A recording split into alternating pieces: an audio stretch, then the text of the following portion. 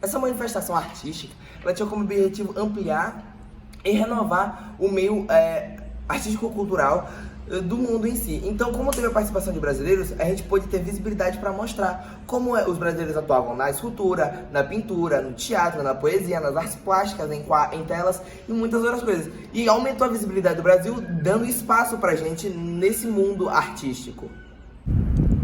Bom, o intuito dos artistas na Semana da Arte Moderna era trazer à tona outras maneiras de sentir, de usufruir da arte e tornar isso impactante ao público.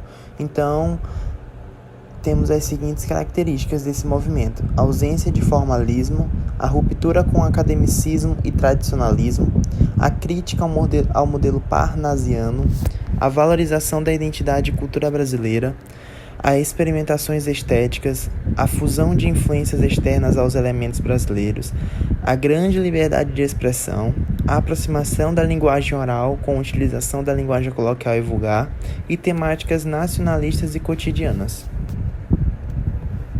Com a influência de amigos, Anita Malfatti participou da Semana de Arte Moderna de 1922. Ela teve grande reconhecimento internacionalmente e nacionalmente ainda viva, e suas obras foram expostas em Berlim, Nova York e Paris.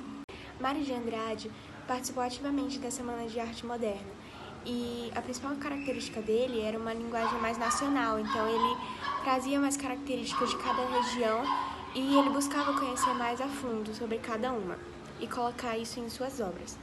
Junto com Mário de Andrade, Oswaldo de Andrade participou ativamente da Semana de Arte Moderna na parte da organização.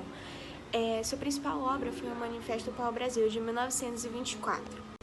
Conhecida pelo seu romance Canaã, Graça Aranha ficou responsável pelo discurso inaugural da Semana de Arte Moderna.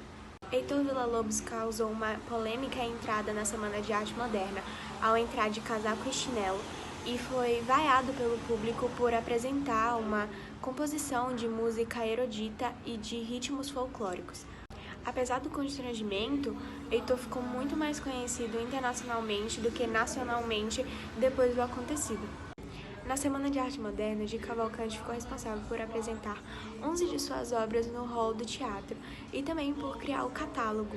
Bom, as principais obras da Semana de Arte Moderna foi O Homem Amarelo, de Anita Malfatti, O Artesão, de Vicente do Rego Monteiro e Operários, de Tarsila do Amaral. E tem outra de Tarsila do Amaral que também é muito importante ressaltar, que é Abaporu.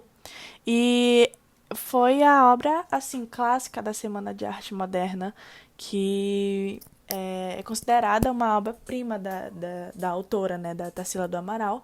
E ela foi pintada para o seu marido, Oswaldo de Andrade. E ele ficou assim encantado quando ele recebeu a tela. Ele falou que foi uma das obras mais assim encantadoras que ela já fez na vida. E nessa obra valoriza muito o trabalho braçal e a desvalorização do trabalho mental. A Semana da Arte Moderna foi um movimento muito importante para o cenário brasileiro artístico, pois neles se criaram várias inspirações para nomes tanto do cenário internacional quanto do próprio nacional.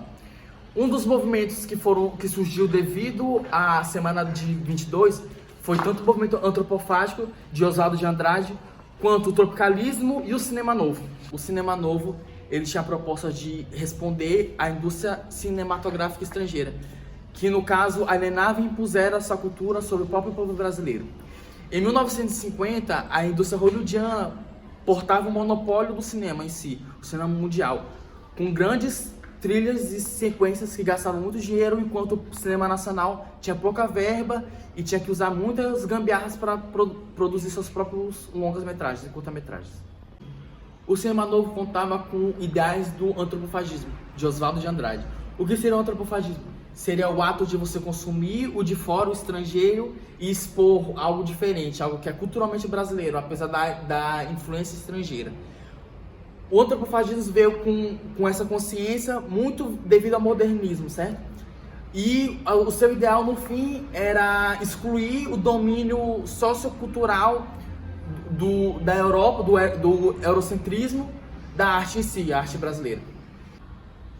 Um dos nomes do cinema novo era o Glauber Rocha, responsável por vários filmes, como Terra em Transe e Deus, Diabo na Terra do Sol. Ele, na década de 70, ele foi exilado devido ao regime militar que residia nessa época. Ele foi exilado, mas a sua influência, tanto do antropofagismo, quanto da própria...